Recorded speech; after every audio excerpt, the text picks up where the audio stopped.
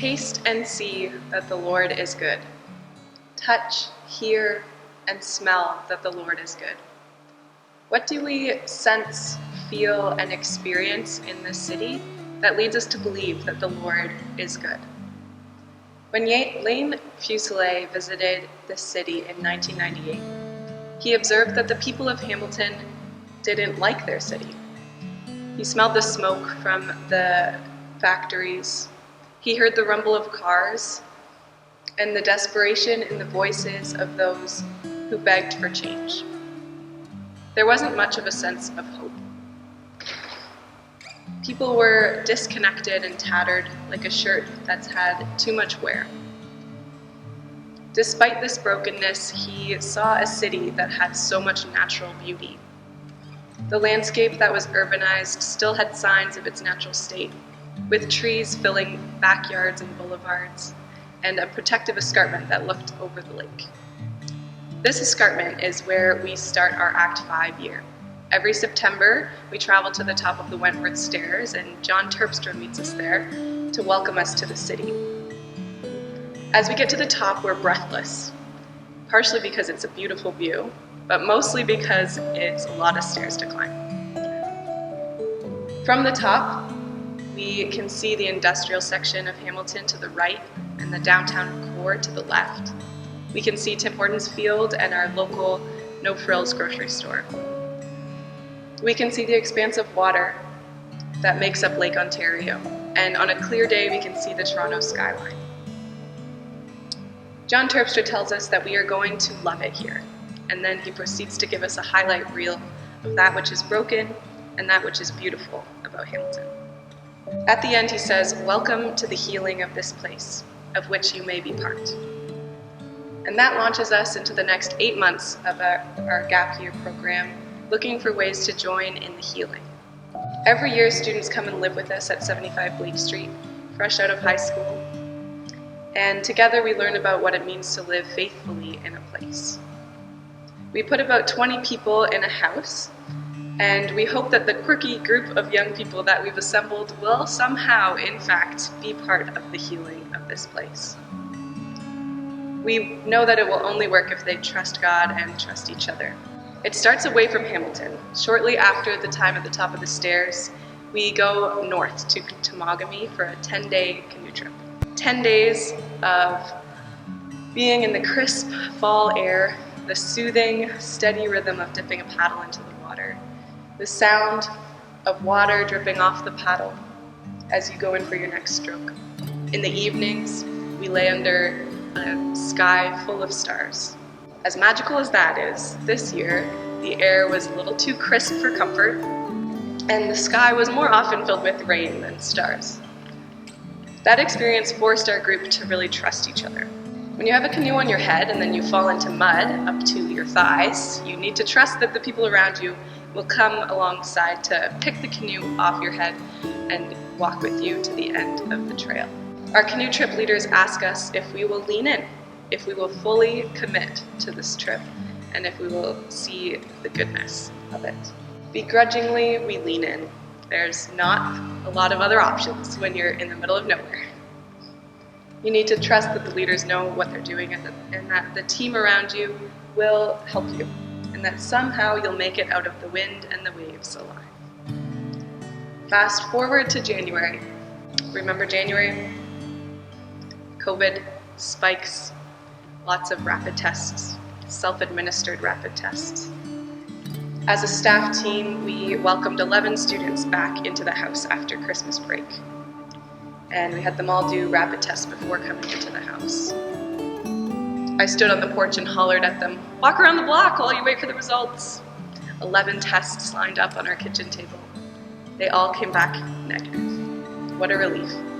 We could start our second term of our third year of Act 5. Everyone made it safely back into our home with its textured green wallpaper, its red living room couches and pink hallway carpet, and kitchen laminate floors that actually have sparkles in it if you look really closely and if it's clean. What followed was something that we've been half expecting for a year or more. It happened during a 24-hour prayer weekend that we were having in our home. Students and staff were getting up in the middle of the night and all through the day to sit in the prayer room and talk to God. The room was filled with the smell of a burning candle, mixed with the smell of sleepy bodies that were rotating through it. The walls were filled with sticky notes of thanksgiving and prayer requests, and there were art pieces scattered around. Over the weekend, a few people were mentioning sore throats, a few sniffles. Sure enough, toward the end of the weekend, we had our first positive case. Slowly, we pretty much all got it, even as we attempted to isolate and shuffle people around and have sections of the home that were for symptomatic people. At the beginning, most people were on the care team, making sure that those who were sick had food and were doing okay. Soon, all of us as staff got sick and isolated on the third floor away from the students, so we texted and FaceTimed them throughout the day to make sure everyone was doing okay. Eventually, there were more sick people than care team people, but we got through it, and luckily, people's symptoms were mild. This month of January was actually supposed to be a time that we went to Texas to do disaster relief work. Instead, we were isolated in our home, helping each other heal.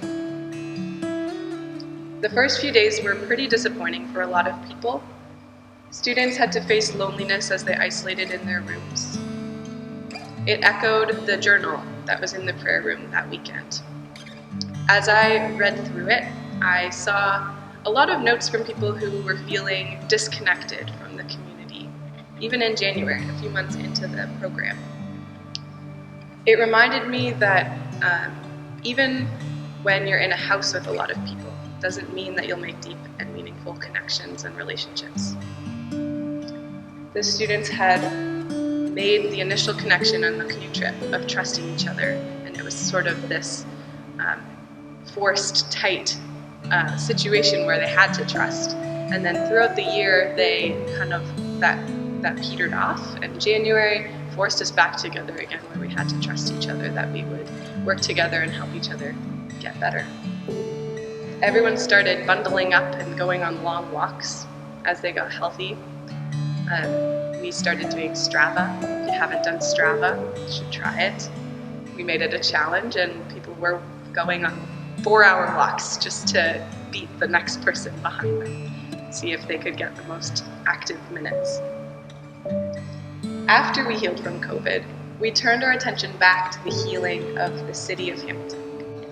We looked to those who were already doing that work around us. We listened to stories from people in the city. Sue Carr came and talked about her work with 541. Dave Witt came and talked about TrueCity. We visited and volunteered at Ingwell, Micah House, and we visited move-in patches. Students started placements and joined in with places that were already working towards healing. Places like Living Rock and the Good Shepherd, Envisage, Recreate, L'Arche, the Giving Closet, and New Hope Bikes. A student and I both spent some time working at the Hub, where it's clear that healing is happening as relationships are built and needs are met. We read Even the Sparrow by Jill Weber, where she talks about Spaghetti Tuesdays, where it was an open table spaghetti dinner every week at her house. We got inspired and thought that was a great idea, so we started Spaghetti Wednesdays, where we invite strangers and friends and family and neighbors to join us for dinner once a week. Students attended different churches on Sunday and got to come back together and talk about what they were learning and who they were meeting. More connections were made, more relationships were built. We ate countless meals together, most of which were great, some of which were not so great. A bunch of 18-year-olds figuring out how to cook for a large household has its challenges. We tasted burnt soup together a couple times. We offered forgiveness and a hug of forgiveness, and then laughed at our disappointing meal in front of us. We played a lot of games, and some people stayed up late laughing and talking. Then we had to deal with the conflict that comes when some people are trying to sleep at night, not laugh and talk. We addressed simmering angst in the house by just sock wrestling in the living room. And letting energy out. We worshiped together, confessed to each other, and had difficult conversations that led to tasting the goodness of restored relationships. We brought our whole embodied selves to this year and learned about this place together. We saw how strong the fabric of Hamilton is. The tattered pieces of material, the odds and ends that make up this city, have really come together to make a beautiful tapestry. So many churches and people and organizations working for the good of this city. We saw that we are really reaping the fruit of plants and seeds that were planted long ago. We're harvesting the goodness of what working together for the good of the city really does. And we're honored to join in planting more seeds for future generations. We have tasted and we have seen that the Lord is good.